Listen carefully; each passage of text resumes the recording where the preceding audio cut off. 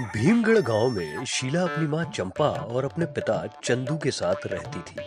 शीला दिमाग से थोड़ी पागल थी। उसे करने को कुछ कहो तो करती कुछ और थी। और कहते हैं ना कि एक पागल इंसान को आम लाने के लिए कहो तो वो इमली लेकर आता है। ठीक उसी तरह शीला का दिमाग भी थोड़ा पागल सा था। उसकी ऐसी हरकत देखकर उसकी माँ चंपा अपने पति चंदू से बोलती है, हे भगवान, अगर हमारी बेटी का यही हाल रहा तो हमारी बेटी से शादी कौन करेगा। अरे चंपा, तू चिंता मत करो, भगवान जो भी करता है अच्छे के लिए करता है। वैसे मैंने अपनी बेटी के लिए एक विकास नाम के लड़के का रिश्ता देखा है और वो लड़का काफी समझदार भी है। अरे समझदार तो है, लेकिन हमारी बेटी समझदार नहीं है ना। चंपा, तुम हमारी बेटी की चिंता मत करो। अगर उसके लिए भगवान ने इतना अच्छा लड़का देखा है तो जरूर वो हमारी बेटी को संभाल लेगा। इतना कहकर चंदू सो जाता है और अगले एक हफ्ते बाद चंदू शीला की शादी विकास नाम के एक लड़के से करवा देता है। शीला शादी करके अपने ससुराल चली जाती है और जब उसकी पहली रसोई होती है तब उससे उसकी सास बोलती है, अरे शीला बहू, जरा आलू गोभी को काट देना। अरे मम्मी जी, आलू गोभी को अगर काट दूंगी तो खून निकलेगा और मेरे माँ बाप ने सिखाया है कि किसी को दुख और दर्द नहीं देना चाहिए। ये हमारी फितरत में नहीं है, हम किसी को दुख या दर्द दें। हे भगवान, अरे वो निर्जीव है, अब चल उसे जल्दी से काट दे। अपनी सास की बातों पर शीला मुंह बनाकर आलू गोभी को काट देती है और इस तरह अब दिन गुजरने लगे। और एक बार एक दिन फिर से उसके घर में मकड़ी ने जाले बनाकर घर को गंदा कर दिया था। तब शीला की सास शीला से बोलती है, अरे बहू, मैं यहाँ किचन साफ कर रही हूँ, ऐसा कर तब तक तुम जरा मकड़ी के घर तोड़ दो। राम राम राम मम्मी जी, आप किसी का घर कैसे उजाड़ सकती हैं? वो भले ही एक छोटा सा मकड़ा क्यों ना हो, लेकिन जान तो उनमें भी है ना।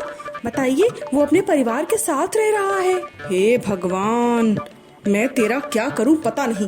किस घड़ी में मैंने अपने बेटे की शादी तुझ जैसी पागल से करवा दी। अरे अगर तुम घर के मकड़ों को नहीं हटाओगी तो घर में कर्जा होता है और ये अपना घर फिर कहीं ना कहीं बना लेते हैं। इसलिए मैं इनको बेघर नहीं कर रही, बल्कि ये चाहती हूँ कि ये घर के बाहर जाके कहीं घर बनाएं। समझी कि नहीं? हाँ हाँ मम्मी जी, समझ गई। और इस तरह अब शीला अपने घर में बुने मकड़े के जाल को हटा देती है। शाम को जब सभी लोग बैठकर चाय पी रहे थे तभी उसकी सास शीला से बोलती है, शीला बहू, सब लोग चाय पी रहे हैं, तुम जरा टीवी चला दो। है मम्मी जी, मैं टीवी कैसे चला सकती हूँ? टीवी के तो हाथ पैर है ही नहीं, टीवी कैसे चलेगा? अच्छा खैर कोई बात नहीं, मैं टीवी को अपनी गोद में उठा करके ले आती हूँ। हे भगवान, अब तो तू मुझे सच में उठा ले। कैसी बहू दे रखी है तूने मुझे। अरे मेरी माँ टीवी को चलाने का मतलब है उसके हाथ पैर से नहीं, जो तू उसको गोद में उठा के ले आई। टीवी का स्विच दबाकर टीवी को चालू कर दे माता। अच्छा मम्मी जी, ठीक है। शीला टीवी चला देती है, जिसके बाद वो अपने कमरे में चली जाती है।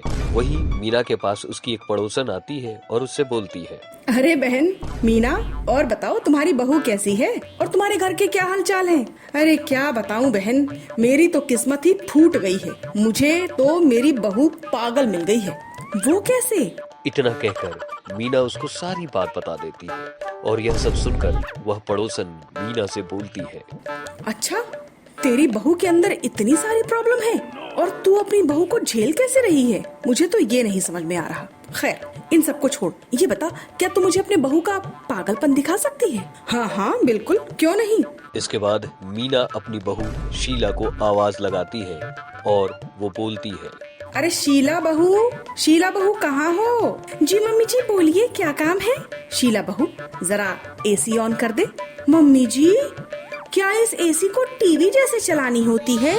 उसकी यह बात सुनकर मीना और मीना की पड़ोसन ठहाके मार मार के हंसने लगती है और यह सब देखकर उसकी पड़ोसन उससे बोलती है, यार मीना, तेरी बहू तो सच में कॉमेडी है और तू खामखाई से परेशान हो रही है। वह दोनों इस तरह हंस रहे थे तभी उसका बेटा विकास आ जाता है और अपनी पत्नी का इस तरह मजाक उड़ता हुआ देखकर अपनी माँ से बोलता है, बस भी करिए माँ, आपने तो हद ही पार कर दी। और मेरी पत्नी थोड़ी सी दिमाग से कमजोर है तो क्या हुआ, आप उसका इस तरह से मजाक बनाएंगी? अगर शीला की जगह आपकी बेटी होती तो आप क्या करती? विकास को भड़कता हुआ देखकर उसकी पड़ोसन बोलती है, अरे बहन, ये तुम्हारे घर का आपसी मामला है, अब मैं इसमें क्या बोलूं? चलो मैं चलती हूँ यहाँ से। इतना कहकर पड़ोसन वहां से चली जाती है, जिसके बाद विकास अपनी माँ के ऊपर खूब चिल्लाने लगता है। यह सब देखकर शीला बोलती है, बस ठीक नहीं है विनय जी, माँ ही तो है। अगर मैंने कुछ बोल दिया तो क्या गुनाह कर दिया? उसकी बात सुनकर अब मीना को अपनी हरकत पर शर्मिंदगी महसूस होने लगती है और वह उससे माफी मांगती है।